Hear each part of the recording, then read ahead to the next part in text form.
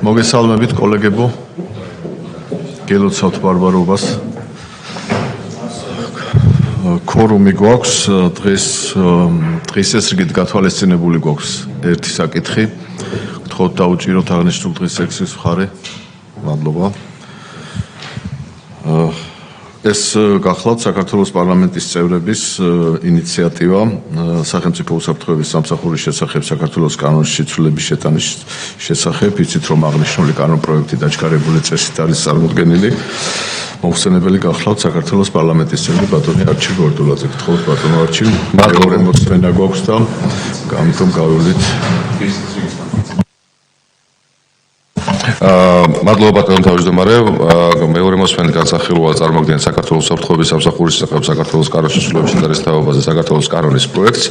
როგორც უახლოესლომაზე გაჟღერდა და შესაბამისად კენჭი ეყარა, მათ შორის მიზანშეწონილია რომ 27 მუხლის პირველი პუნქტიც დაკონკრეტდეს და ზუსტად ისეთივე ჩანაწერი იყოს გაკეთებული, როგორც ეს არის დაზვერვის შესახებ საქართველოს კანონის მე-11 მუხლის მე-7 პუნქტის სახით.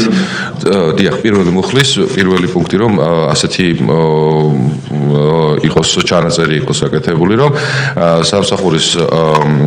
მოსამსახურის მიერ სამსახურის გავლის წესი განისაზღვრება სამსახურის უფროსის ნორმატიული აქტით, აღნიშნული ნორმატიული აქტით სამსახურში მიღების წესი, სამსახურში მიღებისათვის დადგენილი შეზღუდვები და მოსამსახურის მოხელის კადრების განკარგულებაში აღვანა შესაძლებელია ამ კანონისგან ან სხვა შესაბამისი აქტებისგან განსხვავებულად აქტებისგან განისაზღვროს ზუსტად მსგავსი სიტყვა-სიტყვის გავს ჩანაწერი არის დაზვერვის სამსახურის დაზვერვის შესახებ კანონში და გამომდინარე იქიდან რომ დაზვერვა სუსის შემადგენლობაშია, ერთნაირი მიდგომა იქნება მოსამსახურეებთან დაკავშირებით და სამსახურიდან გამომდინარე მაგალითად ჯანმრთელობის მდგომარეობა თუ შეიძლება განსხვავებულ პირებს განსხვავებულად მოითხოვოს და განსხვავებული წესი დაადგინოს მაგალითად სამსახურის უფროსმა მისი სამსახურის საქმიანობის საჭიროებიდან გამომდინარე და ამიტომ არის ასეთი ჩანაწერი შემოთავაზებული. სხვა მუხლებს რაც შეეხება მხოლოდ და მხოლოდ ტექნიკური ხასიათის ჩასწორებები საკანონმდებლო ტექნიკის დაზუსტება არის მომხდარი, შინაარსი ფაქტობრივად უცვლელი არის და მეორე მუხლს რაც შეეხება ასეც ეს პროგრამაზე გაჟღერებული იყო და ამ დათქმით არის პიენჩნაყრელი, რომელიც წავიკითხე კიდეც პროგრამაზე საუბარი არის იმაზე, რომ 2026 წლის განმავლობაში აკადემიაში ბიუჯეტის კანონით განსაზღვრულია რომ 31 თანამშრომელი არის და შესაძლებელია რომ მათი რაოდენობა გაიზარდოს ისე რომ სამსახურის მთლიანი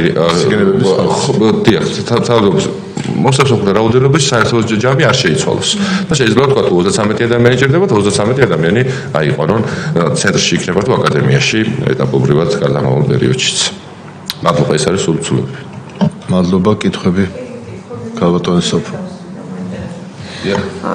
ესე იგი პირველი მაინტერესებს აი აქ 29 მუხლის მესამე პუნქტში აკადემიის გარდა სხვა სასწავლო საგანმანათლებლო დაწესებულებაში რომელ სასწავლო იგულისხმება თუ შეიძლება მითხრათ და კიდე მაქვს მეორე კითხვა. შესაძლებელია რომ ასეთი ეხლა არ არის, ეხლა არის მხოლოდ ერთი ცენტრი, მომავალშიც იგეგმება რომ მხოლოდ სახელმწიფო უსაფრთხოების სამსახურში არსებობდეს აკადემია, უსაფრთხოების აკადემია და სხვა საგანმანათლებლო დაწესებულება არ არის, მაგრამ შესაძლებლობა არის რომ მაგალითად კურსების ჩატარების თვალსაზრისით დამატებითი შესაძლებლობა გქონდეს რომ კურსები გაატაროს თუ თქვათ ასეთი საჭიროება იქნება სამსახურისა. სხვა ბუნებაში ეხლა არ არის. ხო, კი. შესაძლებლობის გაჩენა არის, მაგრამ მიხედულობა იქნება უკვე სამსახურის უფროსისა და სამსახურისა. თუ შეიძლება მიღება ვერ მივხვდი და თუ შეგიძლიათ რომ ამასაც ანუ ეროვნულ გამოცდას არ აბარებენ აქ სტუდენტები? ეგ და მის კი, რაც შეეხება ეროვნულ გამოცდას ეს საკითხი უკვე მიღებული არის უმაღლესი განათლების შესახებ კანონშიც და თავდაცველებებთან ერთად რომელიც პოლიციის შესახებ კანონს მოყვება და იქ უკვე ასახულია და შესაძლებელია რომ იყოს საერთო ეროვნული გამოცდების გავლით ან მის გარეშე სტუდენტი მიიღებოდეს სამაგისტრო პროგრამაზე. ზუსტად იგივე როგორც შინაგან საქმეთა სამინისტროს აკადემიაში იქნება. დიახ, სამაგისტროს კი. ერთიც არის შესაძლებელი და მეორეც არის გააჩნია როგორი საჭიროება იქნება და ეს უკვე მიხედულობის აკრედიტაციის ნაწილში დასაზუსტებელი იქნება შემდეგ უკვე. ორივე შესაძლებლობა არსებობს. როგორც საშუალო განათლებიც ისე. კი, მე უბრალოდ ახლა თქვენ რაღაც რამდენიმე კანონი შემოიტანეთ აი კორუფციასთან ბრძოლის და რაღაც აი რა მექანიზმებს ხედავთ რომ კორუფცია გამოირიცხოს ამ შემთხვევაში. ნახეთ, როდესაც რაღაცა გამონაკლისი არის ხოლმე, ყოველთვის რჩება ინტერპრეტაციის შესაძლებლობა, ან რაღაცა კორუფციული გარიგებით არ ხდებოდეს ვიღაცა. ამ საკითხთან მიმართებაში იბრძანეთ? აი ხო, მაგალითად გადაწყვეტილებას ხო ამბობთ, რომ ეროვნული გამოცდების მიღმა შეიძლება მიიღონ სტუდენტები. სამომავლოდ რომ გამოირიცხოს, რომ იქ რაღაც კორუფციული ამ რა ჩამკეტი მექანიზმები გვაქვს. კარგი კითხვა. ერთიანი ეროვნული გამოცდების გავლაც აპრიორი არ გულისხმობს, რომ სტუდენტი ჩაირიცხება სახელმწიფო უსაფრთხოების სამსახურის აკადემიაში, იმიტომ რომ მთელი რიგი დამატებითი კრიტერიუმები კიდევ არის განსაზღვრული და დიახ, რა თქმა უნდა, ამიტომ ეს რომ უბრალოდ მხოლოდ გამოცდებში შეიძლება საუკეთესო შედეგი გქონდეს, მაგრამ სხვა მიზეზებიდან გამომდინარე, რომელიც შეიძლება საჯაროდ უბრალოდ არც ითქმებოდეს, არ იყოს მიზეზშეწონილი, რომ აღნიშნული პირი სახელმწიფო უსაფრთხოების სამსახურში მოხვდეს, მათ შორის საგანმანათლებლო დაწესებულებაში და და მთავარი სახელმწიფო უსაფრთხოების სამსახური თვითონ არის ერთ-ერთი მთავარი ორგანო, რომელიც კორუფციის წინააღმდეგ იბრძვის და პირდაპირ ცალკე მიმართულება არსებობს კანონით გათვალისწინებული და ამასაც რა თქმა უნდა გამორიცხულია ეს რომ აღნიშნული საკითხი რამე კორუფციული ნიშნები არსებობდეს, იმიტომ რომ სამსახური თვითონ იბრძვის კორუფციის წინააღმდეგ და შესაბამისად კითხვას ხო.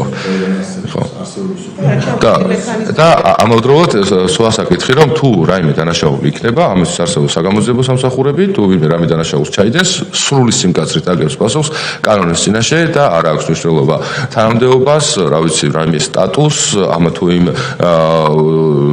სოციალური ჯგუფის წევრობას, პოლიტიკოსობის დაბრალებას საკუთარი თავისთვის, თუ რომელიმე NGO ორგანიზაციაში გაწევრებას, დანაშაულს ვინ ჩაიდენს, ყველა აგებს პასუხს სისხლის სამართლის გათვალისწინებული წესით და მტკიცებულობით და მაღალი სტანდარტით.